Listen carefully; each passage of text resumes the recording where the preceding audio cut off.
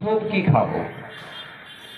উঠেই হয়তো সকালবেলা আমরা যদি ওই কলা দুধ আর এটা যদি খেয়ে শুই, মোটামুটি সকালবেলা প্রথমে আমাদের বেগ পাবে। তাতেও যদি না পায়, তারও একটা ওষুধ আছে, তাতে বেগ পাবেই যদি আমরা এই ঠিক নিয়মে চলি।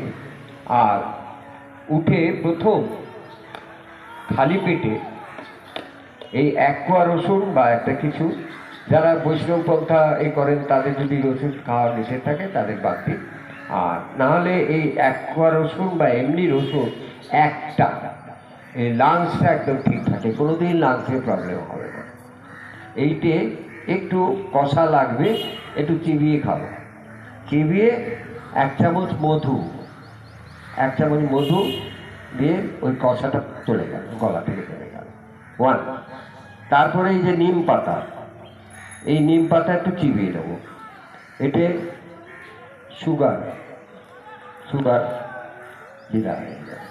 তারপরে এগুলো কতগুলো পাতা আছে, এগুলো আমি পরে আসছি। এর মধ্যে পেয়ারা পাতা আছে, কারি পাতা আছে, এটা থানকুনি পাতা, এটা কাঁচা আদা, কাঁচা হলুদ, আর এটা পুদিনা পাতা। এগুলো তাহলে এইগুলো একটু হাতের কাছে রেখে নিতে হবে। প্রথমটা একটু হবে, তাই এইগুলো পরে।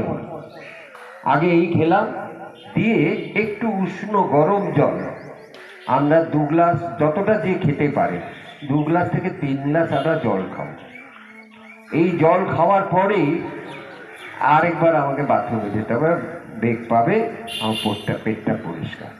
পেটটা যদি আমি পরিষ্কার রাখতে পারি, তাহলে মানে অন্তত 90% রোগ থেকে আমি মুক্তি। পেট থেকেই গ্যাস হয়, অম্বল হয়।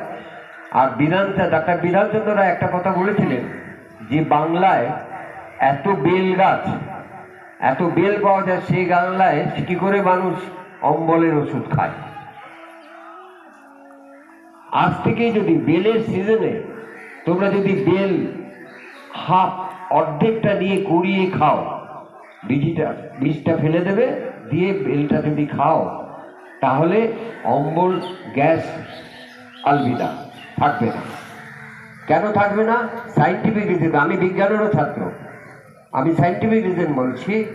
আমাদের পেটে পাকস্থলীতে একটা ওয়ার্ম, অর্থাৎ হুক ওয়ার্ম, একটা যাকে বলে ওয়ার্ম, গেল হুক ওয়ার্ম, একটা পেটে একটা